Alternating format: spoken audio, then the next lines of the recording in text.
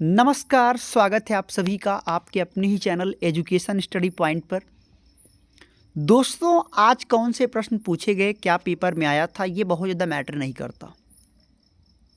Matter ये करता है कि लगातार जो 15 से 20 दिनों से आपका जो ये पेपर बन रहा है, 10-15 दिन से जो आपके पेपर डेली आ रहे हैं, किस तरह के प्रश्न आ रहे हैं, किस टाइप का बेस पकड़ रहा है, हम कौन से उन बेसिस प्रश्नों को पकड़ लूँ, आधार मान लो उन प्रश्नों को, जिससे हम आराम पे 100+ हो जाएं। तो इस वीडियो में मैं आपको दो बातें बताऊंगा। एक तो पहली बात ये बता दूंगा कि आज पूछा क्या गया था, और दूसरा ये बता देता हूँ कि ये जो बेस आप पकड़ लो कि हाँ भाई, यहीं से मुझे कुछ टॉपिक्स को बिल्कुल पकड़ लेना है जहाँ से 100+ मेरे नंबर आ जाएंगे। देखिए दोस्तों, वाइगोत्स्की से ये कुछ ऐसे मैं आज बिंदु आपके सामने रखने वाला हूँ जो कि ये फेवरेट है। मतलब ये पेपर आउट मानकर चला करो कि वाइगोत्स्की ये डेली आने रहते हैं, ये डेली आते हैं। यहाँ पे दोस्तों प्रश्न बना था, वाइगोत्स्की में क्या पूछा था मैं बता दूं।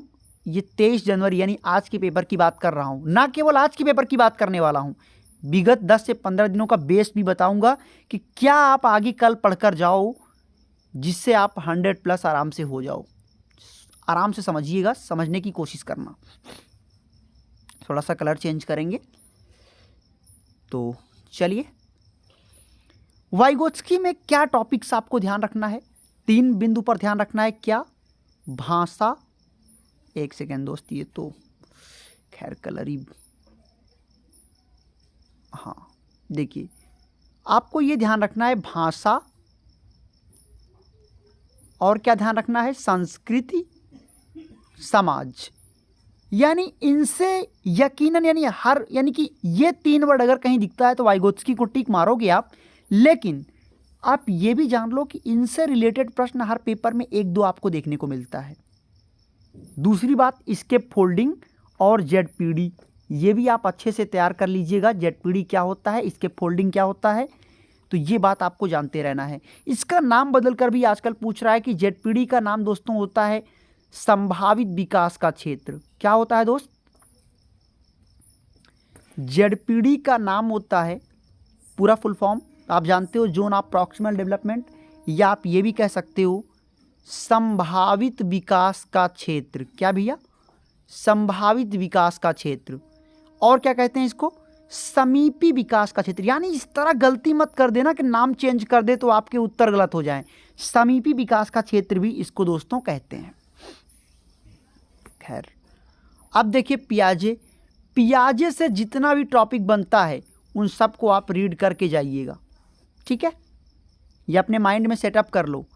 संरचनात्मक यानी प्रश्नों की एक संरचना होती है, यह आपको ध्यान रखना है।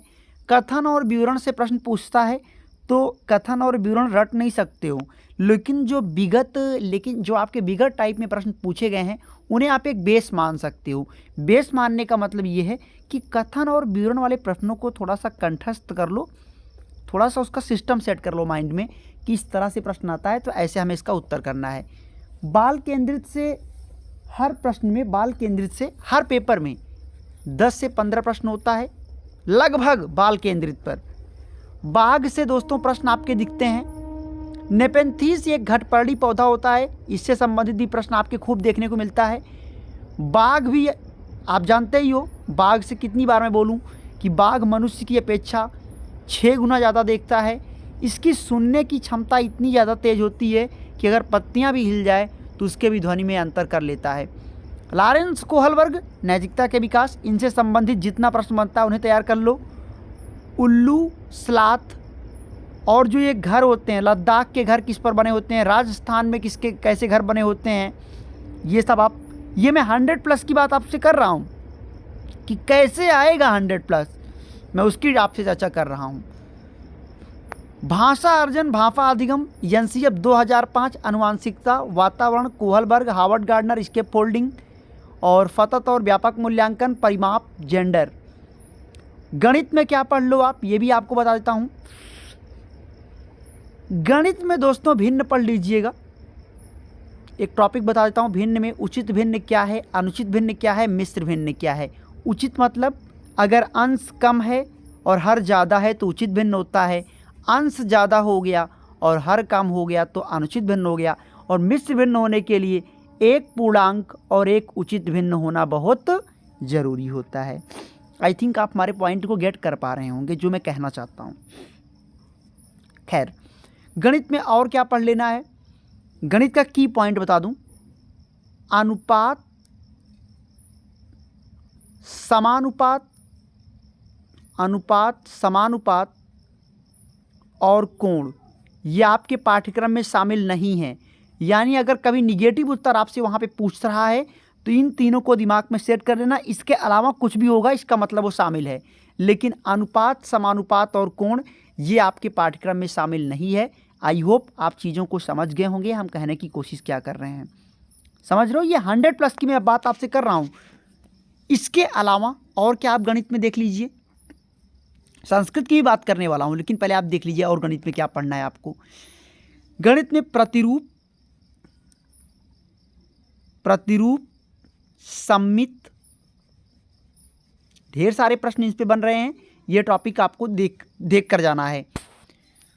और देखिए अब बात कर लेते हैं हम लोग संस्कृत की। संस्कृत में क्या पढ़कर जाएं आप, संस्कृत में आपको क्या पढ़कर जाना है जिससे आप बेहतर करके आओ।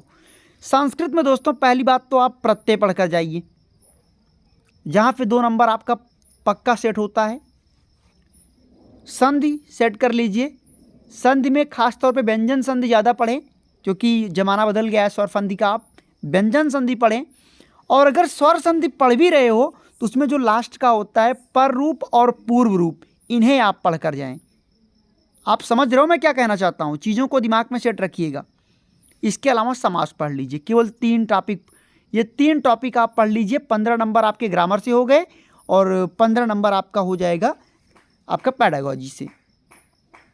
तो ये चीज़ें अगर आप कर लेते हैं तो आई थिंक आप आराम से 100+ हो जाओगे। बस की पॉइंट का ध्यान रखिएगा, यकीनन आप बेहतर करके आओगे। ऑल द बेस्ट सभी को। Thank you so much video को वॉच करने के लिए, धन्यवाद।